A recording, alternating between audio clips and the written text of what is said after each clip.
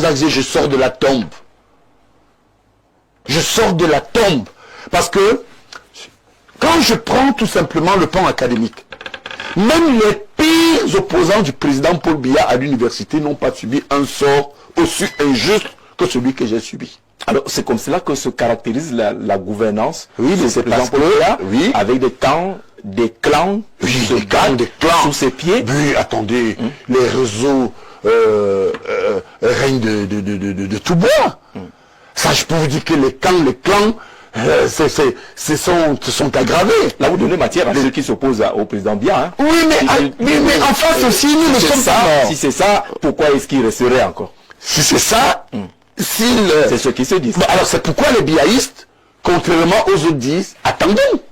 Si on dit qu'il s'en va, vous allez voir que les biaïstes ne viennent pas chantonner au prétexte que Paul Biya doit rester, Paul Biya doit partir. Non, nous suivons le président de la République. C'est pourquoi ici je vous dis le péché du deuxième camp, du premier camp, c'est-à-dire nous, c'est que nous, contrairement au deuxième camp, certains ont tout simplement mis en avant, à côté du président, la conservation du pouvoir. C'est-à-dire, à un moment donné, les deux camps, je dirais même, appelons-les deux camps biaïstes, parce qu'il y a des biaïstes négatifs, très négatifs, et des biaïstes positifs. On vous demandera pas de citer les noms. Non, je ne vais pas le faire. Ça m'a déjà coûté cher. Encore là, je vous avoue qu'à un moment donné, c'est vrai que j'ai pris des coups, mais j'ai aussi donné beaucoup de coups, hein, ça je vous rassure. Mais aujourd'hui, j'ai atteint un stade, je continue à leur dire que la vérité, je cite ici mon frère et ami Charles Ateba-Yéné, c'est comme les fesses. Oui. Vous avez beau partir, revenir, redescendre, vous finissez par vous asseoir. Alors, donc, je crois que ce qu'il nous faut, comme a dit le président, il faut continuer à oser. Tout ce qui ne vous tue pas, Jean-Jacques, vous rend fort. Et je continue donc à penser que il y a une autre gangrène, le discours tribal. On prie les armes. Est-ce que tous les anglophones sont contre le président? Donc vous comprenez que ce sont les questions de gouvernance. C'est un construit qui a des origines qui peuvent être identifiées, localisées. C'est ce que nous avons appelé, moi, dans mes travaux. Vous savez, cette thèse a été soutenue en 1994. Je parlais déjà du coup des cas scientifiques. Mais j'ai matérialisé ça. C'est-à-dire, il y a deux types de guerres. Lorsque vous êtes agressé, vous avez des gens qui portent des gants, parce qu'ils ont peur des empreintes digitales, et qui portent des masques. Vous ne savez pas qui est derrière. Et de l'autre côté, il y en a qui viennent faire leur crime à visage découvert. Moi, je pense que à un moment donné, au regard de la situation actuelle, le président, malheureusement, n'a pas toujours eu la main heureuse. Et cela est démontré dans cet ouvrage. Lorsque je vous parle de la recherche de la consolidation du pouvoir biaïste, je vous dis tout de suite que cette consolidation, elle est passée par la création du RDPC en 1985. Et vous savez ce qui s'est passé à Bamenda? Je cite encore Senga. Lorsqu'ils vont à Bamenda, vous avez déjà des grands militants assis de l'UNC. Mais les soupçons pèsent sur eux. Les présidents de comité de base, de sous-section, et bien d'autres personnes qui accompagnaient déjà le président. Je n'ai pas le temps de vous les citer.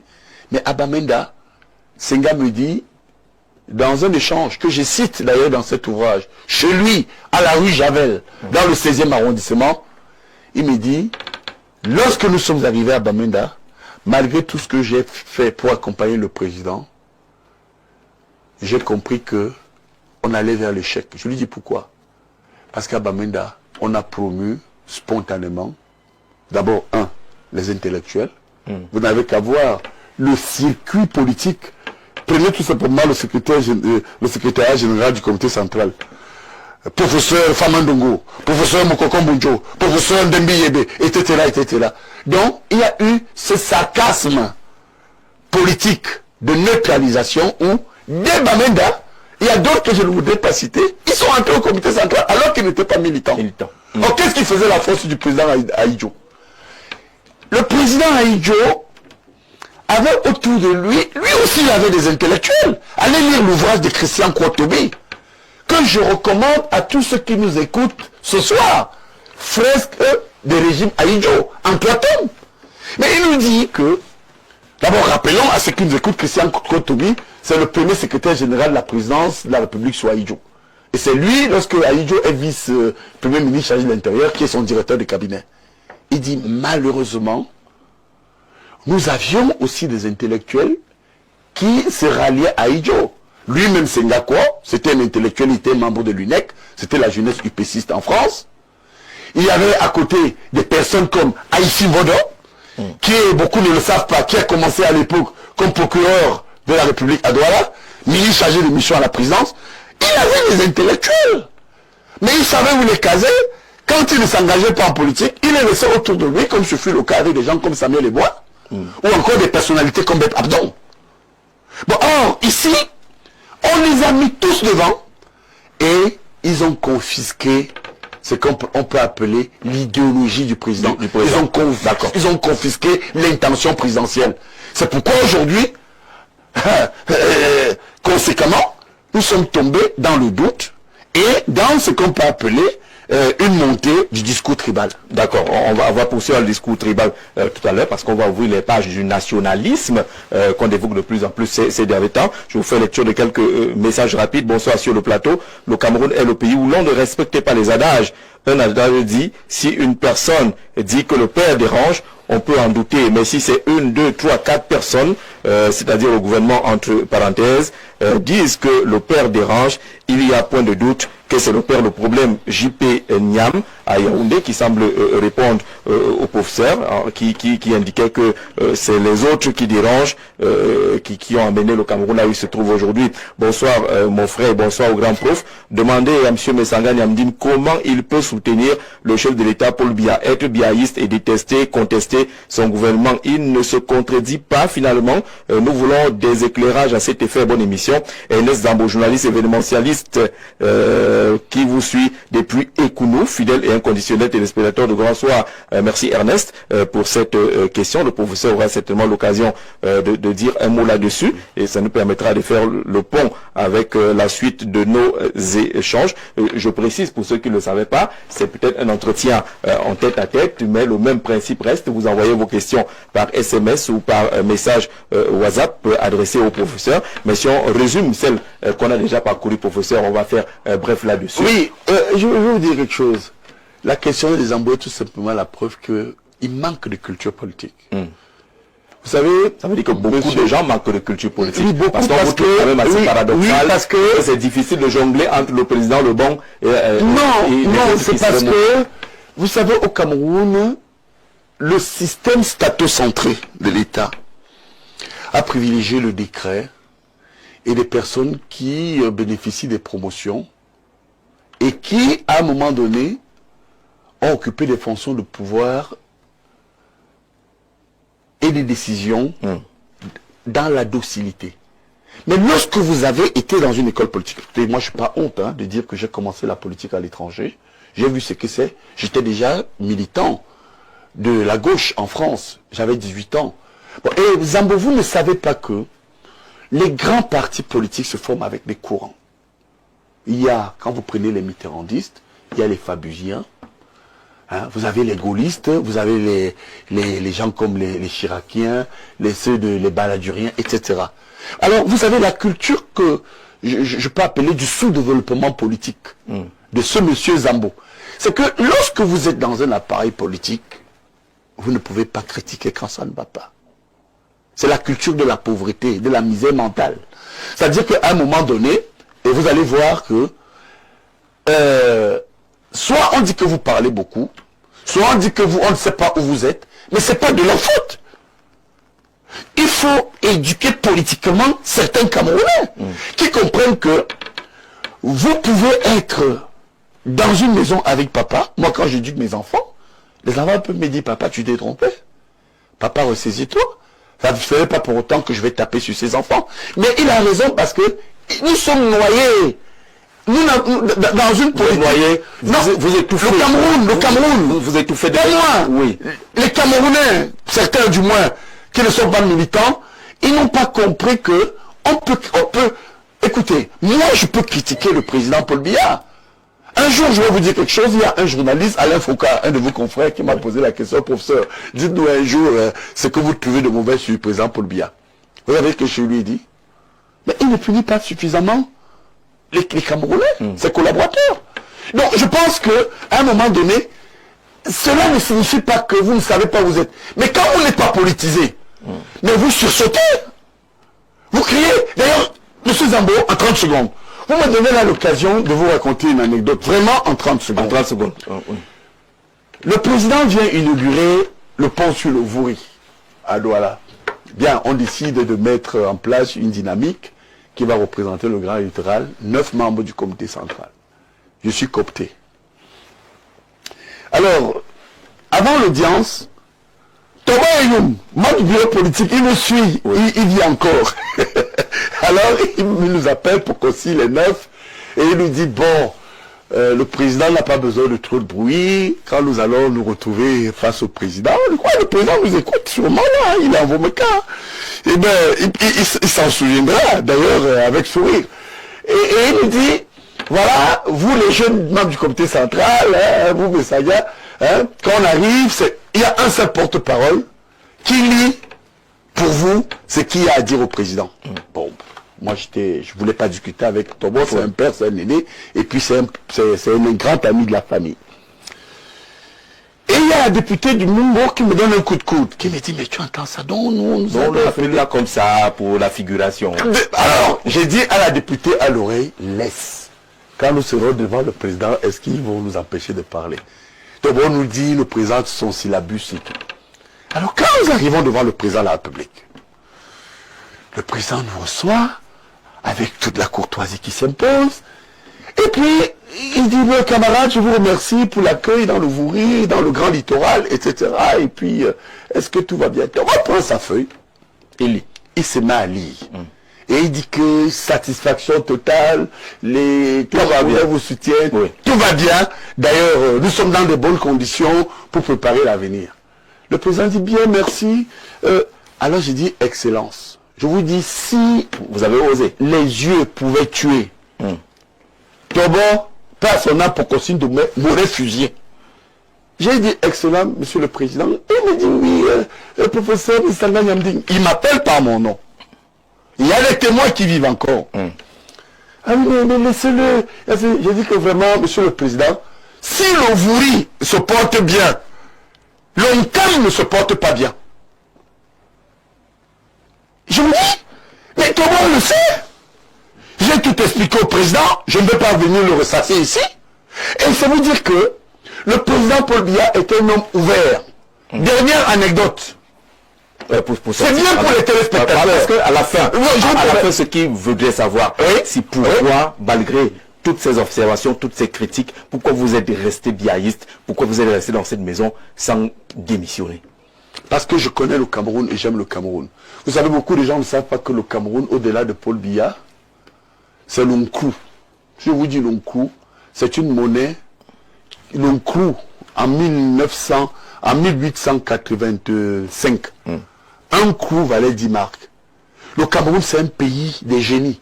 Vous savez, il y a ici dans le monde 3 capitales qui sont sacralisées du fait de cette colline. Yaoundé, Jérusalem et Rome. Mais vous savez ce que les chercheurs ont découvert? Qu'au-delà de Yaoundé, le Mungo a cette colline. À l'ouest, il y a cette colline. C'est un pays sacré. C'est quoi? Vous faites quelle lecture? Dans la lecture que je suis en train de vous dire que... Mais parce que j'aime le Cameroun. Oui. Et je pense que... Mais le Cameroun pleure, parce qu'à me semble... Mais le Cameroun pleure... Il y a beaucoup de problèmes. Plus le Cameroun pleure, et ça c'est ma philosophie, plus il pleure, plus il ne faut pas faire peur au guide. Mais nous sommes en plein vol. Et sur le guide... L'avion Cameroun est en train de tanguer. Il y a des risques de chute. Qu'est-ce que vous faites? Vous criez sur le pilote? Vous ne sautez pas en parachute. Ou vous faites confiance au pilote? C'est la position des biaïstes. Donc actuellement, vous dites... Mais alors demandez-moi, est-ce que le Cameroun va bien? Est-ce que le Cameroun va bien? Non! Il va même très mal. Il va très mal. Sur le plan politique, oui, il y a une division et l'implosion du tribalisme. oui. Il y a la guerre du Nozo. Il y a l'insécurité à l'Est chez vous. Il y a la vie chère. Il y a la vie chère. Oui. Il y a le chômage des jeunes. Sur le plan économique, mais les entreprises battent de l'aile. Vous savez, lorsque le Vous président... n'allez pas être fier d'être biaïste. Je suis fier parce qu'il y a une idéologie qui n'est pas appliquée. J'ai exemple. Je vais encore parler 42 ans. Monsieur Zambo, qui a écrit, je voudrais lui dire ceci, qui vient de me rejoindre un peu, je vais lui dire ceci. Monsieur Zambo, la politique s'est faite.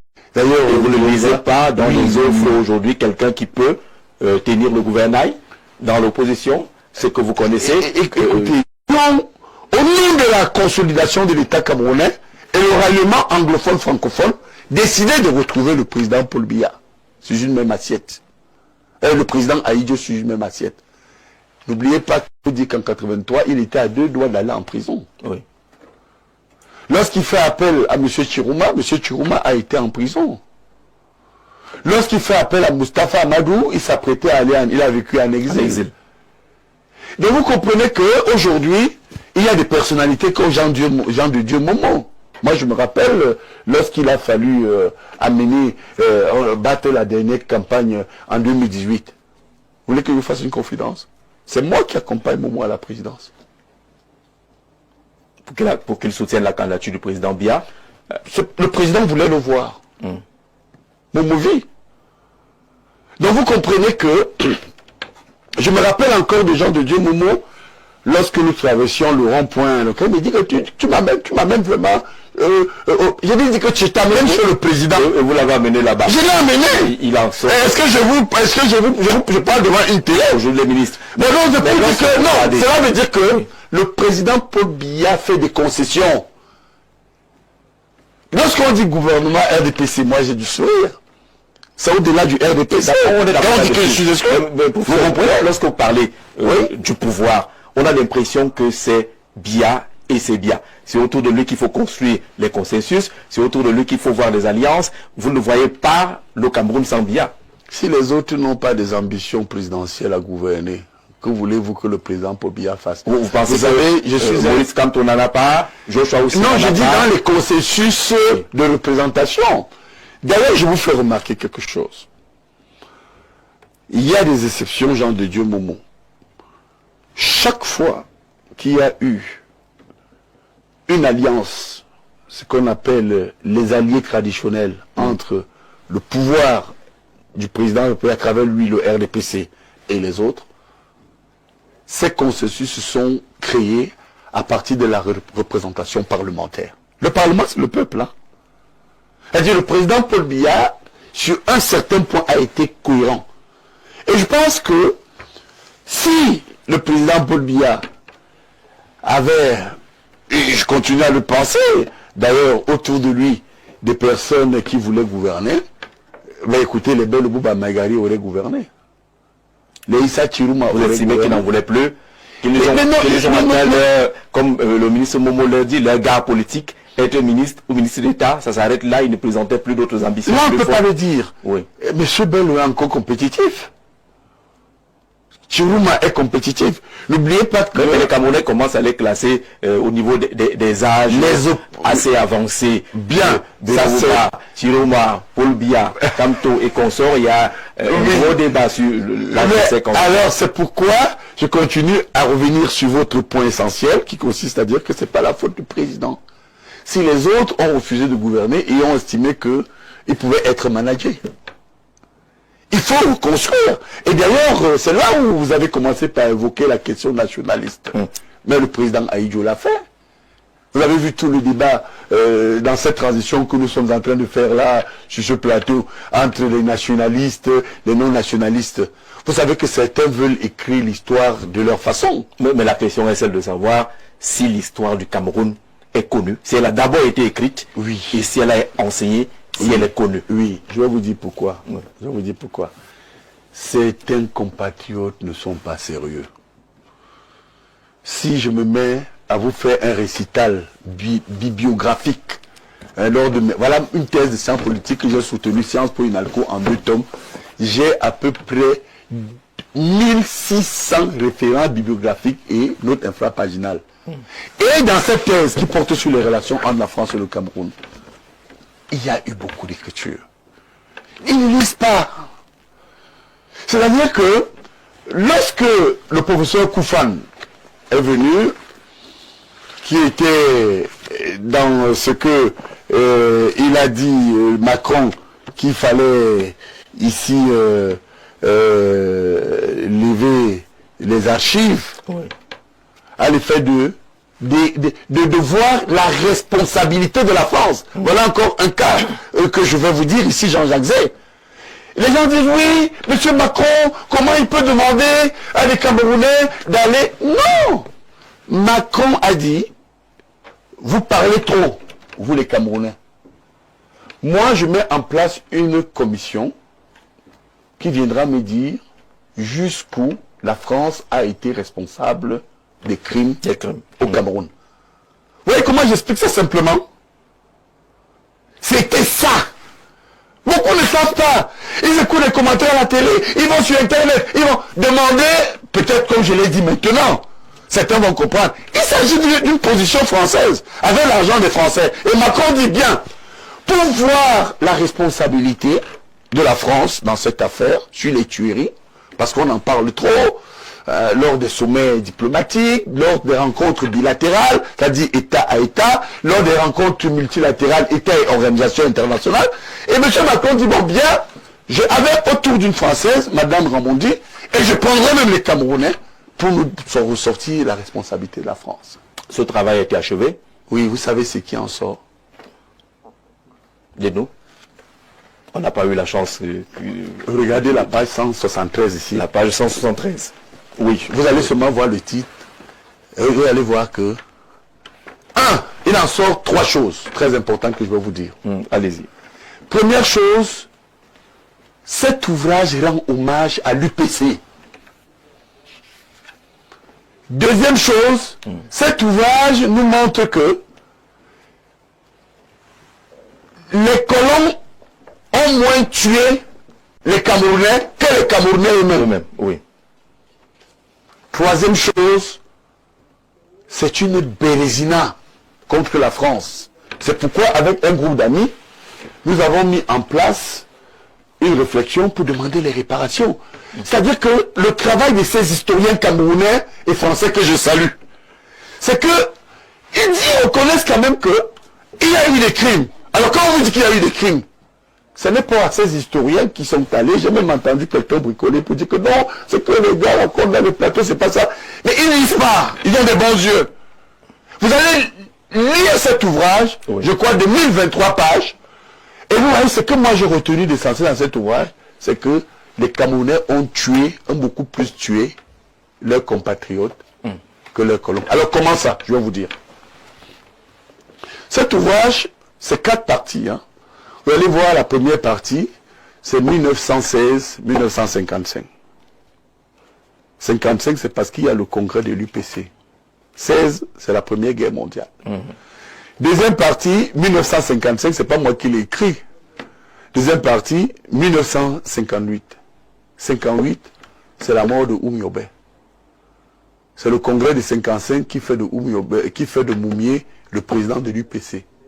Suivez-moi bien. Troisième partie, c'est 1958, 1964. 58 parce que Oumyobé est mort. Entre-temps, en 60, le 30 novembre, Moumié est décédé. Et lors de l'empoisonnement de Moumié par cet Bétiel à Genève, il y a 2 vice-présidents en 55 qui sont consacrés au sein de l'UPC. Ça, il faut le dire. Il y a Abel Kingé et il y a Ernest Ouandjé. En 64, Ernest Ouandjé prend la tête de l'armée de libération nationale du Cameroun. Suivez-moi très bien. C'est une partie importante. Bien.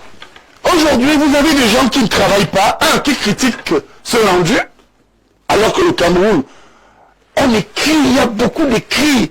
Allez lire les livres de Lenga Bouenga, problème national au Cameroun. Allez lire les livres d'Achille Mbembe, écrits sur le maquis. Allez, il y a tellement, il y a une littérature sauvage. Lorsque moi, j'ai écrit cette thèse, où je montre comment la France à côté d'Ahidjo, a participé à la consolidation de l'État du Cameroun. Mais je me suis rendu compte que les rendus, j'en discutais avec M. Koufan, des archives que moi j'ai vues à l'époque à l'ambassade de France, vous disent que Wandje, je reviens tout de suite sur lui, parce qu'il fait beaucoup de polémiques, s'est livré, archives de l'ambassade de France, ou encore, deuxième point, certains disent que Wandje a été capturé. Mais dans la vérité des recherches, Wandje a été livré par Monseigneur Dormo. Alors quand vous voyez donc le problème national au Cameroun, il faut mettre au clair trois choses. Un, le mouvement nationaliste camerounais n'a pas commencé avec l'UPC à sa création en 1948. C'est faux. Le mouvement nationaliste camerounais a commencé avec les chefs Malimba, avec des personnes comme Rodolphe Douala Mangabel, avec d'autres personnes, on peut continuer à les citer, Martin Paul Samba, etc. Parce que c'était un mouvement nationaliste sans parti politique. Deuxièmement, il faut le dire avec autorité. Mais quand il y a des assises entre universitaires, que les gens viennent nous dire que les autres étaient nationalistes, d'autres étaient, c'est faux. L'UPC a été une aile politique africaine du Parti communiste français. Je donne des références. Allez lire Gaston Donat, Cameroun, Algérie, j'accuse. C'est ce syndicaliste français qui était un colon communiste, mais qui met en place l'UPC. Comme de l'autre côté, Odjoula met en place le bloc des démocrates. Il y avait donc une bataille entre les partisans du camp occidental, qui étaient les Amadou Ahidjo, et que moi j'appelle les réalistes, et de l'autre, les nationalistes, les idéalistes, parce que moi je dis qu'Ahidjo était nationaliste, tout le monde était nationaliste, tous. Les gens racontent ce qu'ils veulent raconter, ils ne veulent pas travailler, on passe le temps dans les amphis, on finit par perdre les yeux, user nos fesses, jouer nos pantalons. Et ne respectez pas ça. Oui, non, ils viennent vous dire, bon, alors ils viennent vous raconter leur vie. Écoutez-moi bien, Jean Zagé, je le dis avec autorité. De ce point, je partage le point de Mathias Eric Ouonanguini et bien d'autres. Il y avait d'un côté les réalistes qui savaient que le blanc est là. Si vous vous amusez, il vous met à terre. Pour preuve, lorsque Wandje prend l'armée de libération nationale et prend la tête du comité national, le CNO d'organisation, il est sur un territoire indépendant. Quelle était la vocation de l'UPC? Il y en avait trois. Premièrement, l'indépendance du Cameroun, on l'avait obtenue ou pas? Deuxièmement, la réunification, on l'avait obtenue ou pas? Donc, maintenant, l'amélioration du cadre de vie. Donc, qu'est-ce qui pouvait expliquer et amener des gens à vous dire que, pour moi, d'abord, je voudrais être clair, hein, c'est un héros, Wandje était un héros. Parce qu'il s'est battu. Ça, c'est ma prise de position, mais qui a fini maquisard. Maquisard. C'est l'histoire qui le dit. C'est les faits. Ça n'a pas, ce sont les faits. Oui. Je vous dis bien que quand Wandje Ernest prend le maquis, prend la tête de l'armée de libération nationale du Cameroun, Cameroun avec K, celui qui prend ils avaient ce qu'on appelle des grands pôles de défense. Hein? Celui qui contrôlait la zone de Mouloudou, c'était Ougli Massaga. Le deuxième pôle d'action, c'était l'ouest Bamileke. Le troisième pôle, c'était le Mungu. Le quatrième pôle, c'était le Vouri. En fait, toute une organisation, je crois qu'il y avait 8 pôles dans ce sens qui avaient encerclé le président Ahidjo. Vous savez qu'il était à deux doigts de perdre le pouvoir entre 1960 et 1964. Vous savez comment? Parce que il y avait au Congo, et je mets au défi ceux qui en doutent, Kasavubu, qui était pro-français et qui soutenait le régime Ahidjo. Malheureusement, en 1964, lorsque Wandje arrive à la tête de l'UPC, au Congo, Brazzaville, Kasavubu est renversé et c'est Massamba Deba, hein, c'est Massamba Deba, un un anti-français qui prend les affaires et héberge les Wugli Massaga et ouvre le front où Osebe Afana a été d'ailleurs tué. Alors, pour résumer tout cela, vous dites que Ernest Ouandjé était un héros, mais après il a fini maquisard. Oui. Est-ce que maquisard n'est pas le terme qu'on a bien voulu mettre dans la tête? Non, le maquisard, vous savez, lorsque vous faites ce qu'on appelle la recherche empirique, je voudrais publier, vous savez, moi je publie dans mes travaux mes 2 tomes de thèse qu'on retrouve dans toutes les bibliothèques. Hein. D'ailleurs, cette thèse a eu le prix de l'université. Hein. Et je voudrais vous dire que Ouandjé Ernest, il y a 2 temps du héros. 1955-1960. Parce qu'il faut le dire. Et moi, je suis arrière-petit-fils du péciste, Ayabassi. Il faut vous dire que les nationalistes, en dehors du bavardage militant et excitant que font certains qui se sont autoproclamés nationalistes, oui, ils voulaient l'indépendance. Un combat noble. Vous comprenez, un combat noble. Ouandjé y était. D'ailleurs, je vais vous dire, lorsque vous prenez l'ouvrage de Wugli Massaga, parce que c'est Wugli qui était le chef, le commandant Kisamba. Oui, commandant Kisamba, qui s'est rallié à Ouandjé lorsque Moumie est tué. C'est Wugli qui tient le fond de Mulundu. C'est-à-dire, Wugli s'est rallié au centre à Ernest Ouandjé, qui était un homme très intelligent, pondéré, mais qui a été vite débordé par les exactions du maquis. Je vous donne quelques sources. En dehors de M. Sabaleko, si vous prenez tous ces gens qui bavardent, qui crient à la mort, qui crient à l'injustice, demandez à ces personnes qui était préfet du Mungo lorsque Ouandjé fut arrêté. Je vous donne son nom. Qui était préfet? C'était Enamba. Écoutez-moi bien. J'ai discuté avec Enamba lorsque je faisais ma thèse. Parce qu'au-delà de ce qu'on voit dans les bibliothèques de Londres, Beaubourg, Cujas et partout où nous sommes allés, il y a ce qu'on appelle le terrain, l'empirisme. Oui. Bien, suivez-moi bien. Le commandant, le capitaine militaire de la zone du Mungo, c'était le capitaine Samombo. Il a fini sa vie générale. Sa famille nous écoute. Tous peuvent témoigner de ce que c'est lui qui était en Konsamba comme capitaine. Il a fini général sous Paul Biya. Je l'ai rencontré. Je le cite sur les pratiques du maquis. C'était la mort.